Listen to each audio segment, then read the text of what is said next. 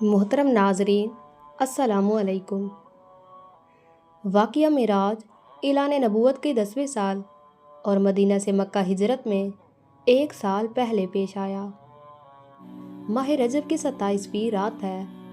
اللہ تبارک و تعالیٰ اپنے فرشتوں سے ارشاد فرماتے ہیں، اے فرشتوں، آج کی رات میری تسبیح بیان نہ کرو، میری حمد و ثنا کرنا بند کر دو، آج کی رات میری اطاعت و بندگی چھوڑ دو، اور آج کی رات جنت الفردوس کو خوب سجا دو۔ اے جبرائیل، رزق کا پیمانہ ہاتھ سے علیحدہ کر دو، اسرافیل سے کہہ دو کہ وہ سور کو کچھ عرصے کے لیے موقوف کر دے، عزرائیل سے کہہ دو کہ کچھ دیر کے لیے روحوں کو قبض کرنے سے ہاتھ اٹھا لے، رضوان سے کہہ دو کہ وہ جنت الفردوس کی درجہ بندی کرے، مالک سے کہہ دو کہ وہ دوزخ کو تالا لگا دے، خلد پری کی روحوں سے کہہ دو کہ وہ آراستہ ہو جائیں اور جنت کے محلوں کی چھتوں پر صف پستہ کھڑی ہو جائیں، مشرق سے مغرب تک جس قدر قبریں ہیں ان سے عذاب ختم کر دیا جائے۔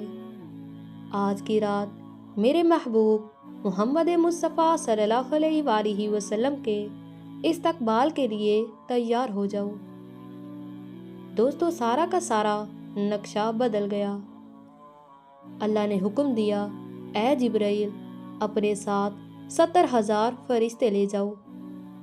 حکم الہی سننے کے بعد حضرت جبرائیل علیہ السلام سواری لینے جنت میں جاتے ہیں۔ آپ نے ایسی سواری کا انتخاب کیا جو آج تک کسی بھی شہنشاہ کو میسر نہ ہوئی ہوگی، یہاں تک کہ کسی نے دیکھی بھی نہ ہوگی۔ اس سواری کا نام براق ہے۔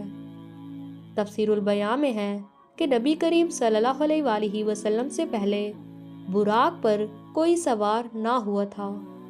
ماہ رجب کی 27ویں شب کس قدر پرکیف رات ہے، فضاؤں میں عجیب سی کیفیت طاری ہے۔ آدھی شب گزرنے کو ہے کہ اچانک آسمانی دنیا کا ایک دروازہ کھلتا ہے۔ انوار و تجلیات کے جلوے سمیٹے حضرت جبرائیل علیہ السلام نورانی مخلوق کے جھرمٹ میں جنتی براق لیے آسمانی بلندیوں سے اتر کر حضرت ام ہانی رضی اللہ تعالی عنہا کے گھر تشریف لاتے ہیں، جہاں حضور اکرم صلی اللہ علیہ وآلہ وسلم سو رہے ہوتے ہیں۔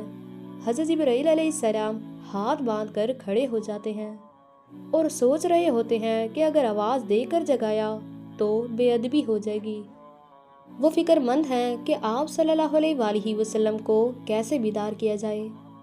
اس وقت حکم ربی ہوتا ہے، اے جبرائیل، میرے محبوب کے قدموں کو چوم لے تاکہ تیرے لبوں کی ٹھنڈک سے میرے محبوب کی آنکھ کھل جائے۔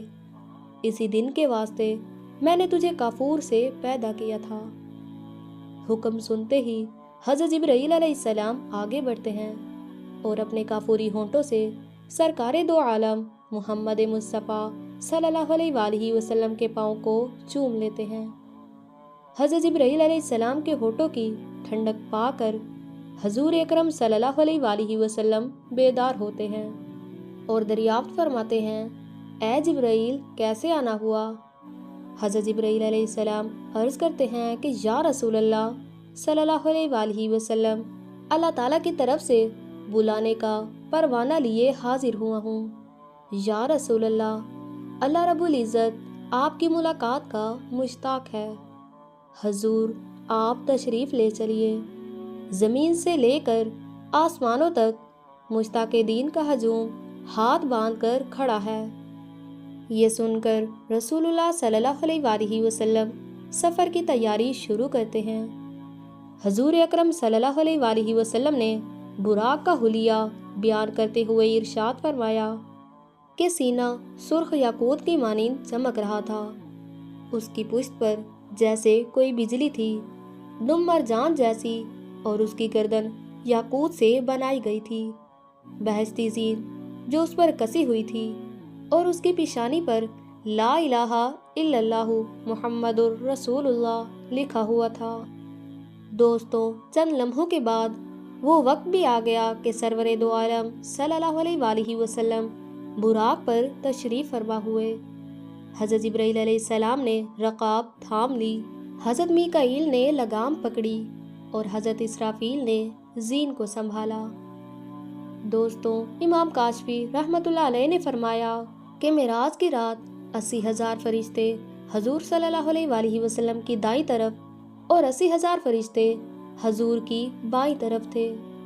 फिजा फरिश्तों के दरूद सलाम की सदा से गूंज रही थी और आक़ाए दो जहां सल्लल्लाहु अलैहि वसल्लम दुरूद सलाम की गूंज में ही सफ़र मेराज का आगाज़ फरमाते हैं।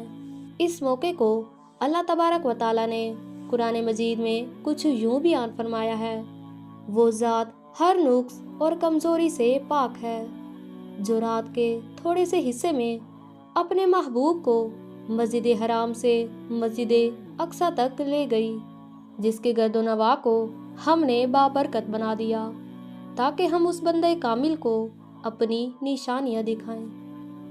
दोस्तों, आप सल्लल्लाहु अलैहि वसल्लम निहायत शान और शौकत से मलाइका के हुजूम में मस्जिद हराम से मस्जिद अक्सा की तरफ रवाना होते हैं।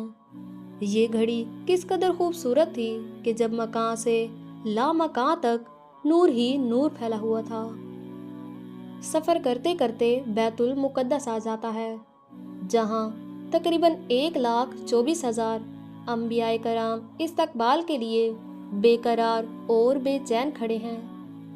हजूर अकरम सल्लल्लाहु अलैहि वसल्लम उस मकाम पर तशरीफ़ फरमा हुए जिसे बाबे मोहम्मद कहा जाता है।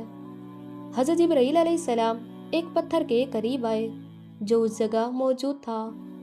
आपने उस पत्थर पर उंगली मारकर उसमें सोराख कर दिया और बुराक को उसमें बांध दिया। हजूर सल्लल्लाहु अलैहि वसल्लम मस्जिद अक्सा में दाखिल हुए। हज़रत जिब्राइल अलैहिस्सलाम अजान देते हैं।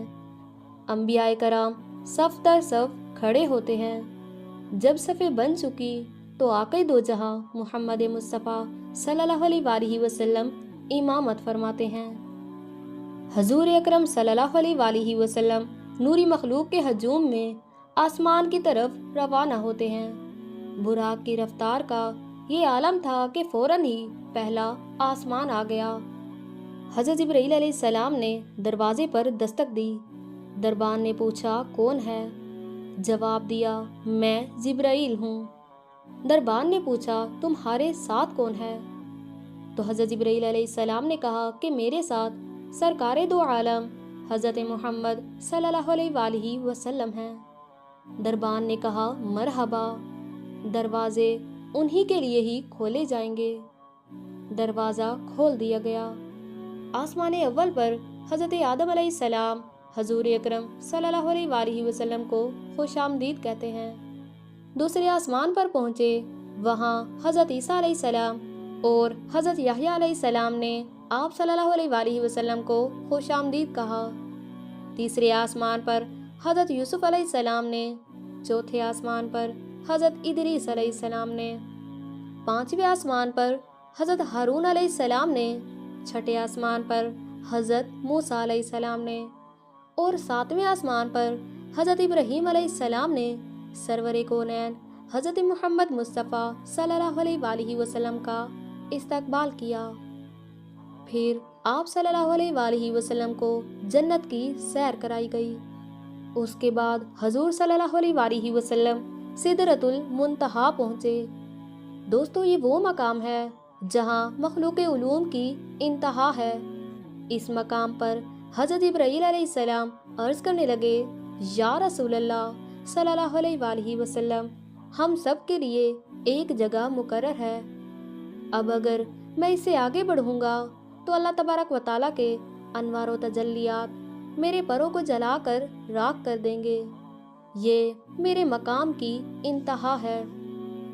दोस्तों, फिर वो मुबारक घड़ी भी आ गई कि मोहम्मद मुस्तफ़ा सल्लल्लाहु अलैहि वसल्लम हरीम इलाही पहुँचे और आपने अल्लाह तबारक व तआला की ज़ियारत की। सुबहान अल्लाह।